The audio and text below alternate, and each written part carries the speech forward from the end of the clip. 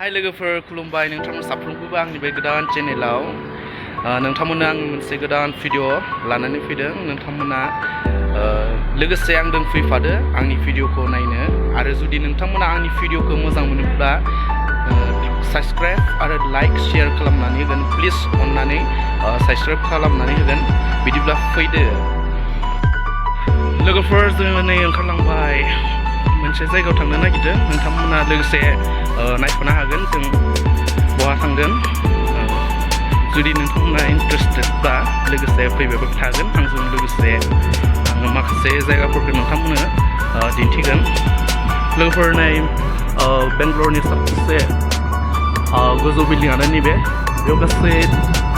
24टा room floor दङ बेयाव बेनो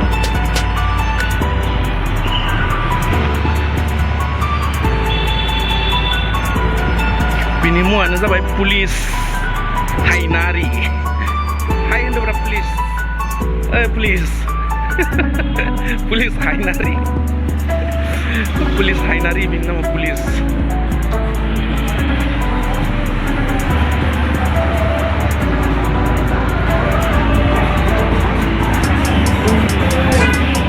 लोगोफोर मोनसे खोथा आंनि सानफ्रोमबो आंनि बेयाव सालोंनो होयो आंनि फेभरेट सा बियो गारिनि सानफ्रोमबो सालांबाय थायो बेयाव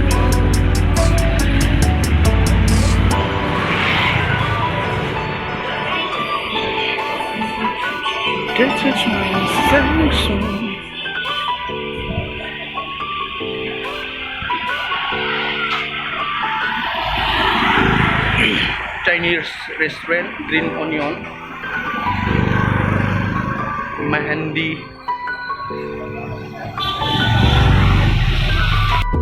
police station police thana police station मोनसे लोगोफोर सिङाव नुग्रासै खोमसि मानो होनबा दानि ट्राफिकफ्राव रावबो क्रस खालामनो हाया गासैयावबो केमेरा फिटिं जानानै थायो बिसोरो मोनसे फिटिं खालामनानै दोनदों आरो टिभि कम्पिउटाराव बिसोरो नायबाय थायो सोर क्रस खालामदों सोर ट्राफिक फल' खालामाखै लोगोफोर नै मोनफैबाय आङो नैबेयावनो फैदों बियो गर्दा मल जों थानाय एरियानि मोनसे गेदेर शपिं महल बे गर्दा मल होनो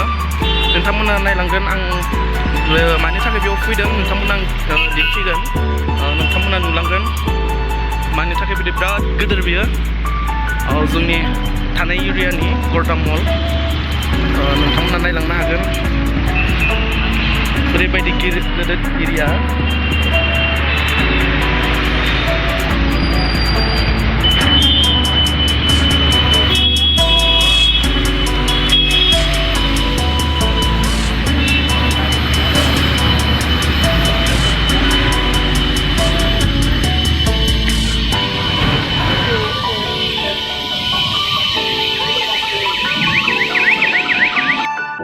जोङो सिङाव एन्ट्रि खालामबाय नोंथांमोना फैयो आंजों लोगोसे आं मा बायनो नागिरदों नोंथांमोननो दिन्थिगोन आं गासैखौबो दिन्थिया खालि आं मा लांफैदों आं बेखौल' नोंथांमोननो खिथिगोन मोनसे जायगाखौल' मानो होनबा टाइम गैया आंनियाव उनाव आं टाइम मोनोब्ला गासै एरियाखौनो आङो दिन्थिगोन नाथाय आं बे मोनसे जायगायावल' फैदों बेयाव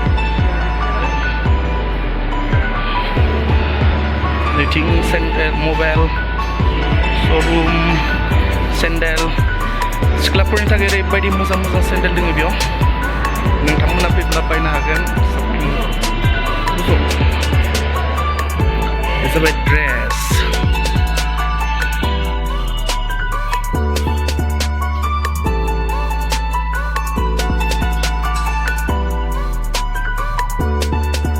only $4.99 ओरैबायदि मोजां सोरनोबा नांगौब्लानो सिख्लाफोरनि थाखायसो दै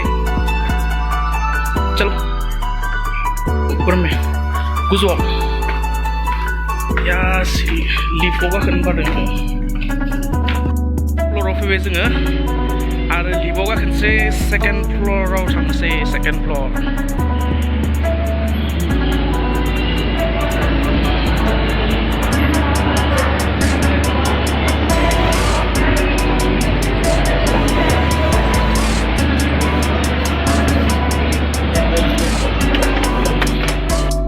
नैबेयावनो फैदों नामदारि होनो बेखौ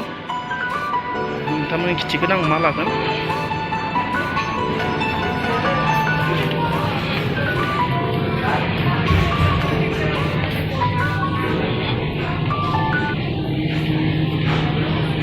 सस बेयाव मोनजोबो लोगोफोर मा नांगौ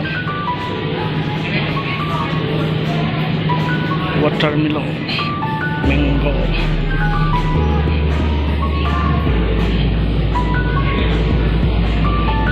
नै लोगोफोर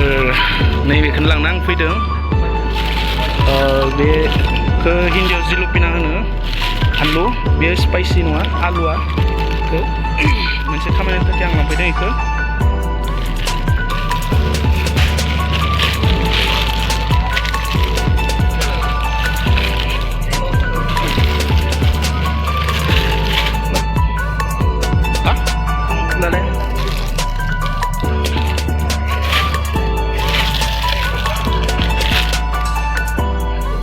इसका प्राइस कितना है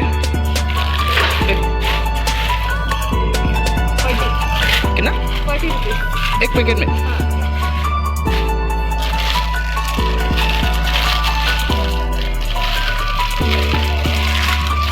खैता नांगोनथाय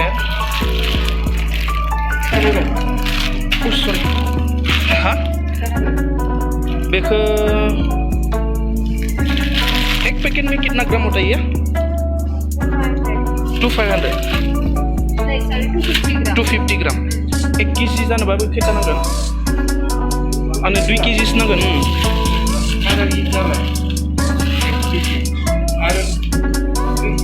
बेखौ मोननै मोनथाम सेम प्राइस ना अलग प्राइस 18 रुपीस 100 ग्राम 80 18 oh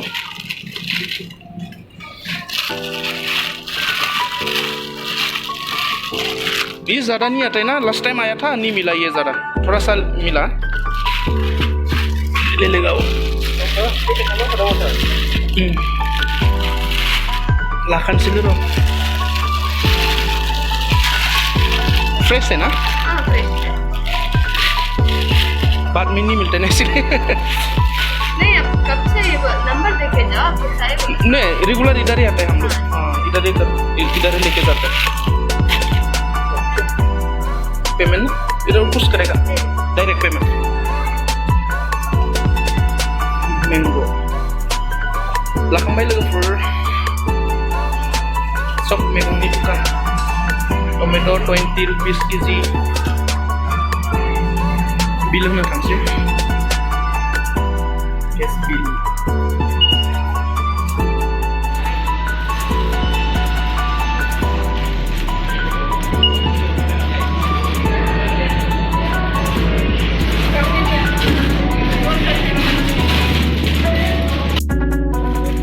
Hah? 2 paket. Mais semula.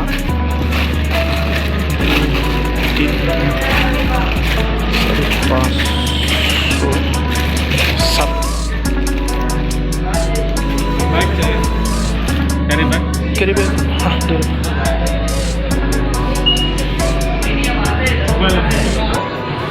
9738 35 5315 Ansuma 548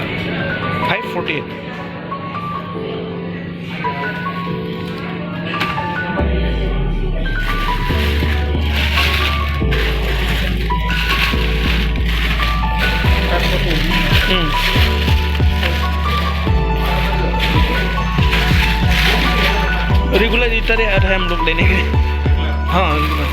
कभी कभी ये वाला नहीं मिलता है छोटा वाला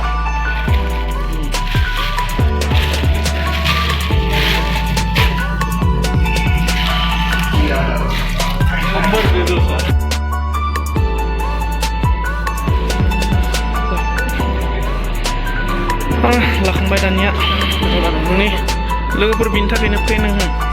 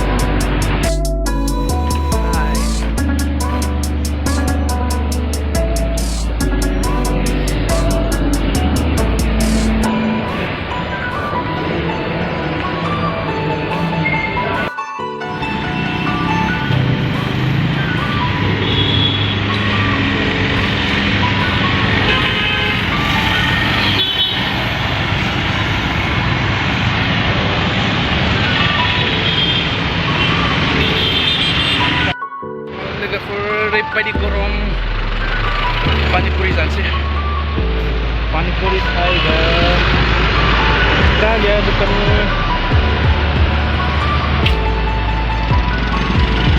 पानिपुरि फानग्रानो गोमास्राबायसो पानिपुरि खाएगा क्या गया था ये ना ढूंढ रहे पार्सल कर दो 50 रुपीज़ का हाँ 50 रुपीज़ कहाँ गया था मैं तो ढूंढ रहा इधर इधर इधर देखा ओ क्या करने गया था उधर हाँ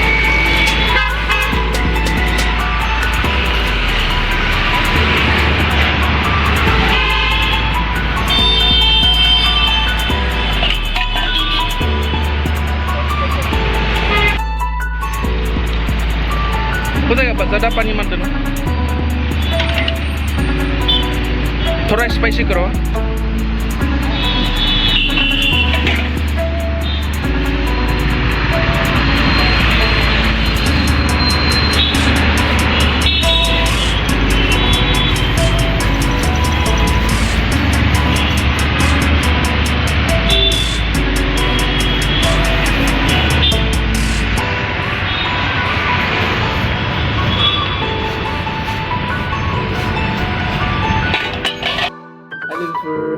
आं लानानै फैबाय लोगोफोर नै आं बेनि थाखायनो थांदोंमोन बेखौ आंनो नांगौ जादों मोनसे खामानिनि थाखाय नोंथांमोन आं उनाव दिन्थिगोन आं मानि थाखाय लाबोदों बेखौ नाथाय आं बेखौ नोंथांमोननो दा दिन्थिथ'ला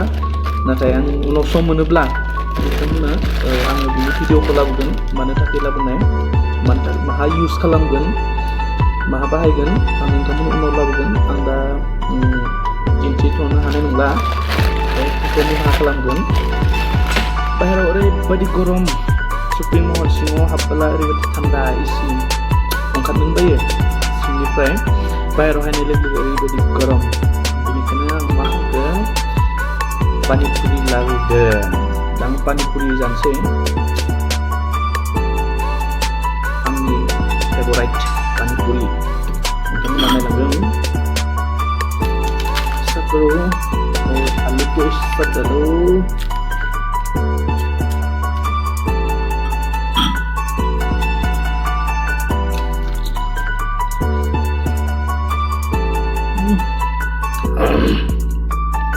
spicy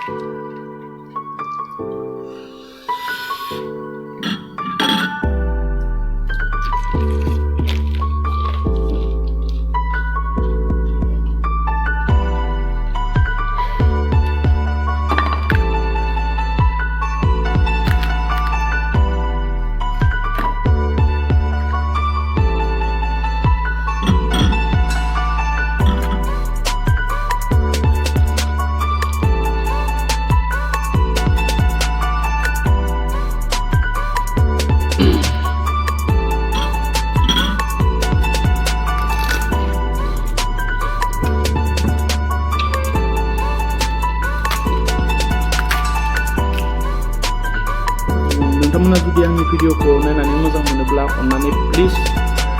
साबस्क्राइब खालामनो हागोन आरो लाइक शेयार खालामनो हागोन प्लिज अन्नानै आंनि चेनेलखौ साबस्क्राइब खालामनानै होगोन नोंथांमोननि सापर्ट मोनब्लासो दिनै आं आवगायलांनो हागोन बेखौनो अन्नानै प्लिज साबस्क्राइब खालामनो हागोन अन्नानै